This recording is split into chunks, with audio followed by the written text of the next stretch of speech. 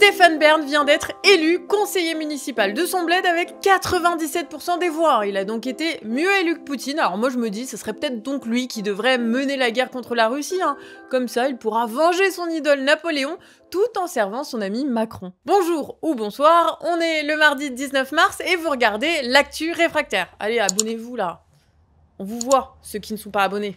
Clic. En octobre, on apprenait que plus de 4000 Français étaient partis pour Israël pour combattre aux côtés de Tsahal, nom de l'armée israélienne. Bon, hier, il y a une vidéo qui est sortie sur X dans laquelle des tortionnaires de Palestiniens se vantent de torturer des gens dans la langue de Molière, voilà, prouvant la participation de Français au génocide en cours.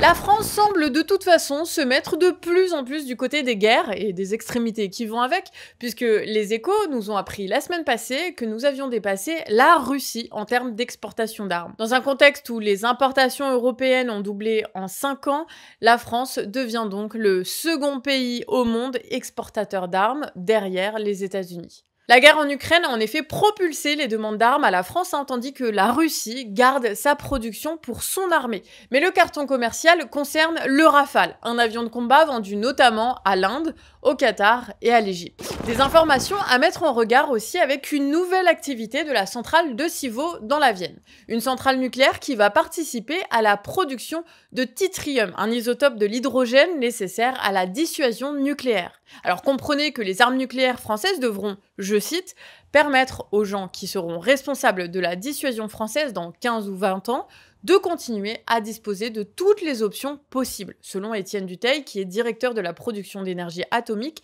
chez EDF, et qui assure que c'est pas un besoin immédiat. Mais bon, avec le contexte actuel, on a quand même de gros doutes. Notre gouvernement continue tout de même de compter sur les États-Unis et le géant du numérique Microsoft. Une décision de la CNIL a autorisé en décembre l'hébergement des données de santé de 2 millions de personnes dans des serveurs de Microsoft, amenant aujourd'hui les concurrents français et européens, ainsi que des ONG pour la souveraineté numérique, à faire un recours au nom des droits des Français et des Européens à la sécurité de leurs données. Mediapart nous apprend aussi qu'en comptant sur le privé pour les rénovations thermiques des logements via les subventions, le gouvernement a en fait ouvert la porte à des fraudes massives. Des entreprises bidons et des montages financiers ont apparemment permis à de nombreuses personnes de bénéficier des subventions comme MaPrimeRénov' sans réaliser les travaux. Alors bon, si Bruno Le Maire, ministre de l'économie, semble tout juste en avoir pris conscience, Mediapart rappelle que les alertes ont commencé en 2018 et que la fraude est estimée en milliards. Les fonctionnaires étaient appelés aujourd'hui en nombre dans les rues du pays par les syndicats. Leur revendication principale, c'est une augmentation des salaires après un quasi-gel de 2010 à 2022. Des augmentations ont déjà eu lieu pour les agents publics lors des années précédentes, mais en fait rien qui soit suffisant pour rattraper le décrochage par rapport au salaire du privé. En Nouvelle-Calédonie, les élections sont repoussées par les partis majoritaires au Parlement français. La collectivité française doit voir son statut modifié lors d'une réforme constitutionnelle, mais les partis indépendantistes ne sont pas d'accord avec celle-ci.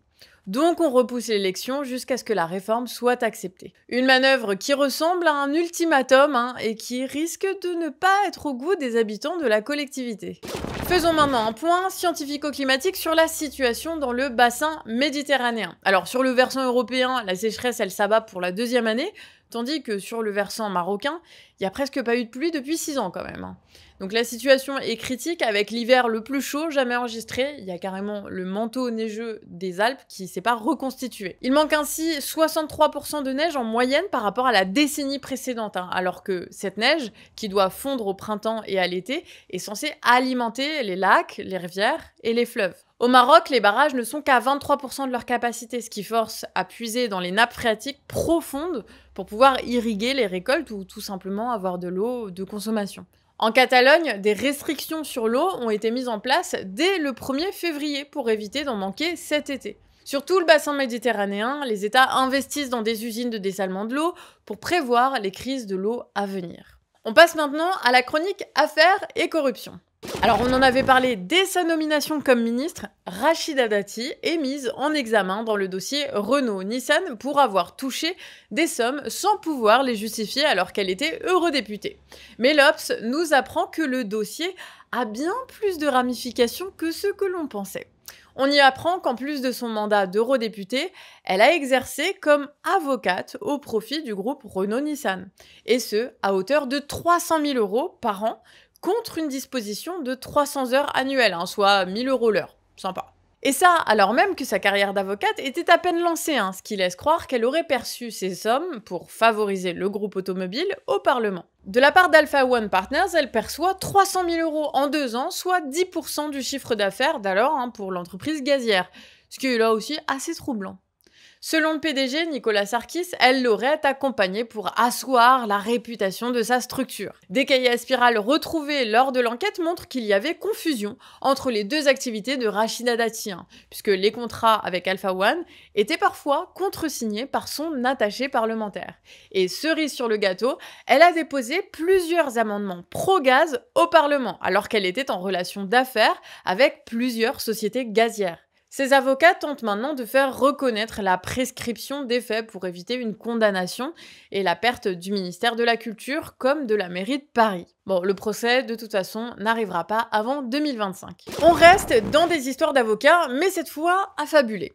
Le commissaire Vincent Lafont, connu pour avoir dirigé le commissariat d'Aulnay-sous-Bois lors de l'affaire Théo, aurait transmis des informations personnelles à sa compagne pour qu'elle puisse arnaquer un homme. Celle-ci se faisait passer pour une avocate d'un célèbre cabinet parisien auprès d'un tenancier de bar dans lequel elle avait ses habitudes pour jouer au poker en backroom. Le patron de bar avait perdu son permis et elle lui a proposé de l'aide pour le retrouver en échange d'argent liquide. Bon, seulement, la femme n'a jamais été avocate, mais c'est là qu'intervient le commissaire Lafont. Il a extrait le dossier de son client, ce qui lui a permis de lui soutirer encore plus de sous. Le policier encourt aujourd'hui 18 mois de prison et l'interdiction d'exercer et sa compagne 12 mois de prison ferme et 2 ans de sursis. On termine cette chronique avec les contrôleurs SNCF qui touchent une prime sur chaque contravention mise.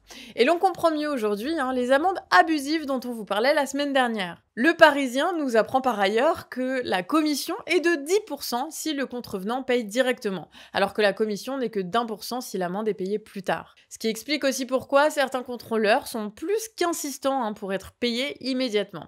Et ce qui explique aussi pourquoi, même face à des gros galériens, ils n'ont que très rarement de la compassion pour leur proie. Alors bon, la prochaine fois que vous prenez une amende, annoncez-leur direct que vous paierez plus tard. Peut-être que de perdre 9% de commission, ça leur passera l'envie de vous mettre sur une amende. Je sais pas, faut espérer.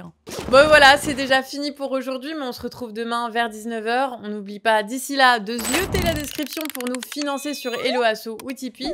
Et puis n'hésitez pas non plus à laisser un petit commentaire ou à partager parce que ça nous soutient aussi énormément.